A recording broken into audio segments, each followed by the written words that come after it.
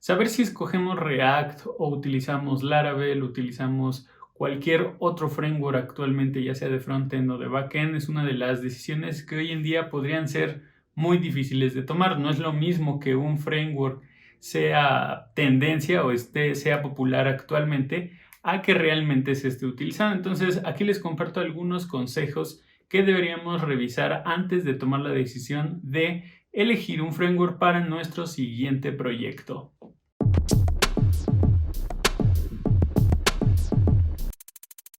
El primer consejo es validar el uso que le vamos a dar a este framework. ¿Para qué lo vamos a utilizar exactamente? Vamos a utilizarlo para hacer un CRUD sencillo, vamos a utilizarlo porque a lo mejor queremos separar la vista de los datos de los controladores y a lo mejor hacer un sistema así desde cero pues nos va a tomar más tiempo que a lo mejor utilizar un framework que ya nos los da por defecto. Queremos algo ya preconfigurado en la que solamente tengamos que ocuparnos de la lógica de la aplicación o del sitio web y dejar todo lo demás al framework para que lo administre de una forma sencilla. Son algunas de las preguntas que debes hacerte. Aprender un framework solamente por el hecho pues de conocerlo está muy bien, pero ya aprenderlo para hacer algo profesional y que a lo mejor algunas de estas cuestiones las quieras implementar, creo que son razones válidas para poder evaluar un framework y saber si realmente te van a ayudar a cumplir con todas estas necesidades o algunas de ellas o prácticamente no te van a ayudar mucho en el desarrollo, porque entonces incluso en ese escenario podrías pensar que no es necesario utilizar un framework. El segundo punto a considerar es qué patrón de diseño implementa nuestro framework. Aquí quizá, por ejemplo, si hablamos de frameworks en frontend como React, Vue, Svelte, etc., pues digamos que implementan casi el mismo patrón de diseño, este observador, que es el que nos permite configurar la reactividad de nuestros proyectos. Pero la cosa cambia bastante si hablamos de frameworks enfocados en el backend. No es lo mismo lo que implementa un Laravel a, por ejemplo, un .NET. Entonces, aquí tenemos que evaluar qué queremos aprender. ¿Queremos utilizar el MVC, que es quizá el más tradicional, clásico y usado, o queremos probar con nuevos patrones de diseño? Tenemos el Model View, View Model, tenemos el Model View Presenter. Hay una lista grande de modelos o de patrones de diseño. Ya tengo un video sobre todo para que aprendan algunos de esos patrones y cuáles son la diferencia de cada uno de ellos, pero bueno, es otro punto importante. ¿Por qué? Pues porque también si no conocemos bien ninguno de ellos, pues hay una curva de aprendizaje adicional por tratar de mantener la estructura de un patrón de diseño y bueno, es algo que también tenemos que considerar. El tema del hosting también es importante porque pues teóricamente no solamente lo vamos a utilizar en nuestra computadora, sino que también la intención es que si eventualmente estos proyectos llegan a producción, pues los tengas que publicar en internet. Entonces hay que validar también qué tan fácil es hacer la publicación de un framework. Por ejemplo, los frameworks hoy en día de frontend, pues muchos servicios al final lo que hacen es subir solamente el HTML y la parte productiva. Hay algunos otros que te permiten hacer la compilación conforme vas subiendo las versiones nuevas de tu código, pero en el backend funciona completamente diferente. Aquí sí es importante que la plataforma te soporte como tal el framework, el lenguaje y varias opciones de configuración. Entonces es importante que revises qué de los frameworks que estás evaluando realmente están soportados en los hostings que tradicionalmente utilizas o en algunos servicios que pueden ser compatibles y que te ofrecen a lo mejor ciertas funcionalidades adicionales para que puedas administrar correctamente tu proyecto. Tenemos, por ejemplo, los servicios en la nube, en donde ahí teóricamente no hay una restricción, pero bueno, también incluyen otras formas de poder aprovisionar nuestros proyectos backend, entonces es importante que también evalúes cuáles de ellos o cuáles frameworks están soportados, cuáles a lo mejor lo vas a tener que desplegar a través de una máquina virtual y cuáles sí te ofrece como un servicio mucho más sencillo para que solamente tengas que subir tu código. La facilidad de instalación también es un punto crítico porque esto es lo que nos permite realmente evaluar qué tan difícil va a ser, por ejemplo, configurar nuestros proyectos más adelante. Si encuentras que un framework es difícil de instalar, pues posiblemente lo que estés buscando sea algo mucho más sencillo, ¿no? O algo más rápido.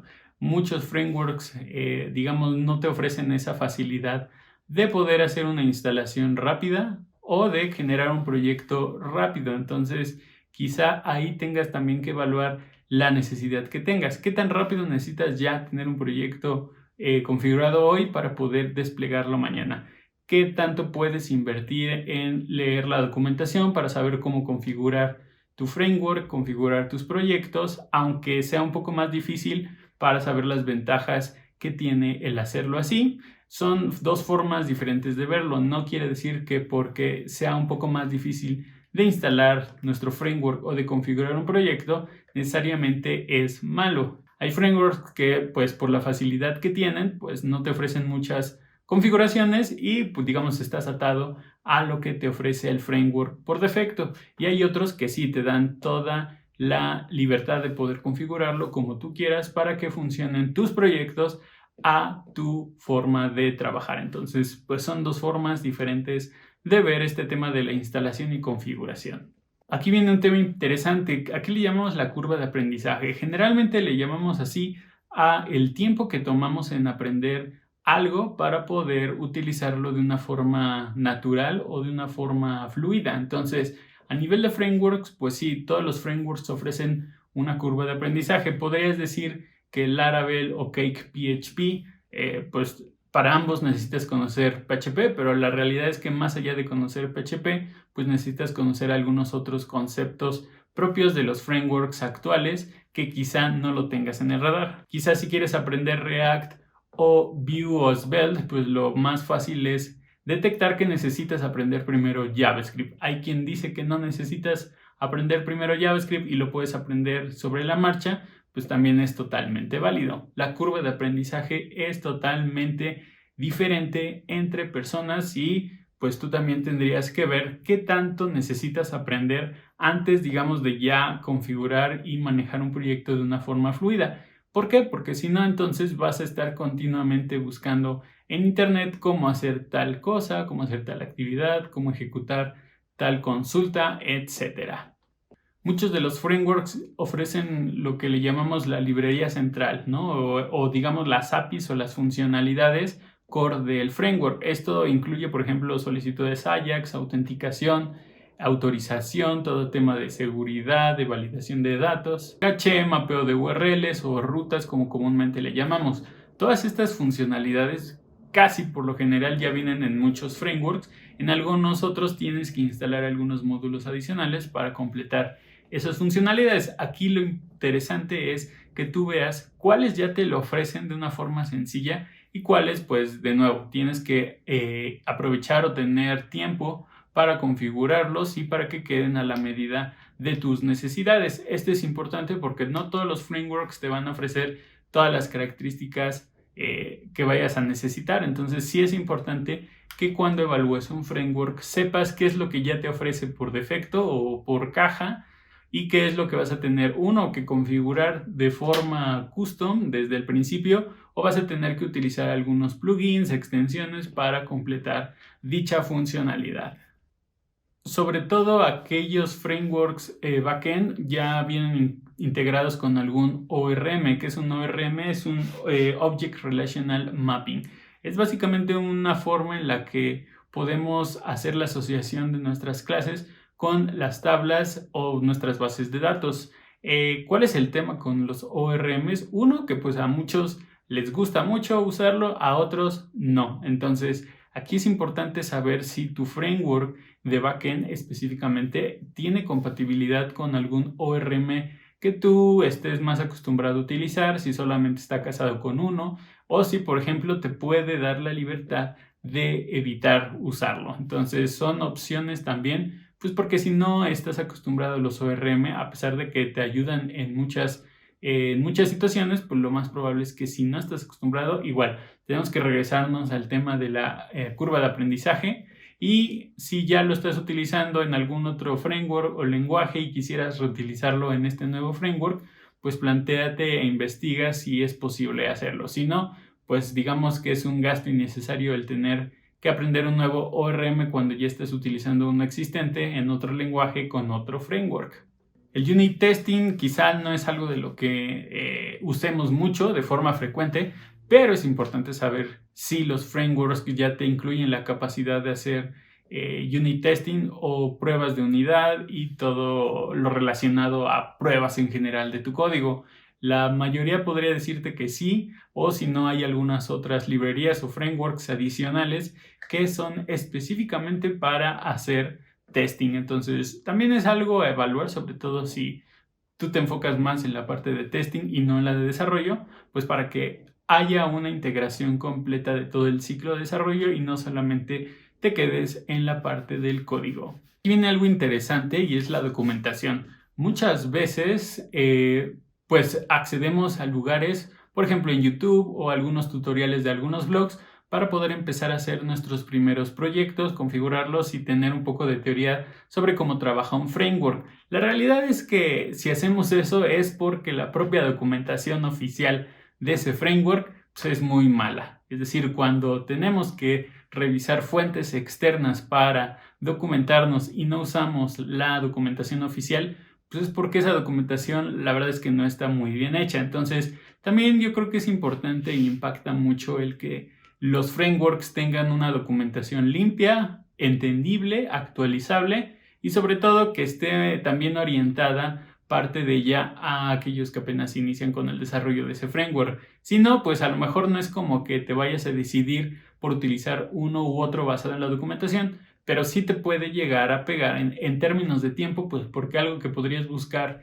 en la documentación oficial, pues vas a terminar buscándola en otro lado. La comunidad es quizá el segundo factor importante al momento de elegir un framework, pues porque la comunidad es la que hace que crezca el uso de los frameworks, que haya más documentación, que haya más ejemplos, tutoriales, más extensiones, etcétera. Entonces, si por ejemplo buscas algún problema en Stack Overflow de JavaScript o de algún lenguaje muy popular, probablemente vayas a encontrar la respuesta en menos de un minuto. Si estás utilizando un framework que quizá no es tan conocido, que la comunidad tampoco es tan grande, pues te va a llevar mucho más tiempo encontrar la solución a ciertos errores. Entonces, también tenlo en cuenta porque pues por más que te guste un framework, si no tiene una comunidad muy grande de desarrolladores, pues te va a costar a ti también el darle continuidad a tus proyectos, solucionar problemas o simplemente ir conociendo más de ese framework.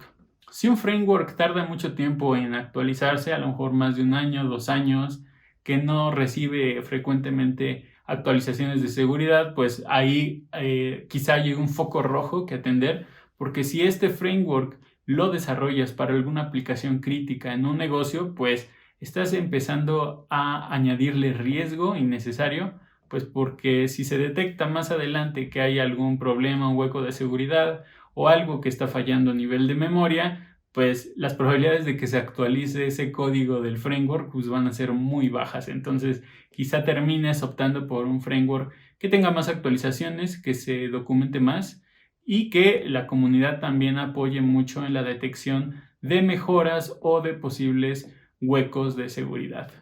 Y por último es el tema de las extensiones.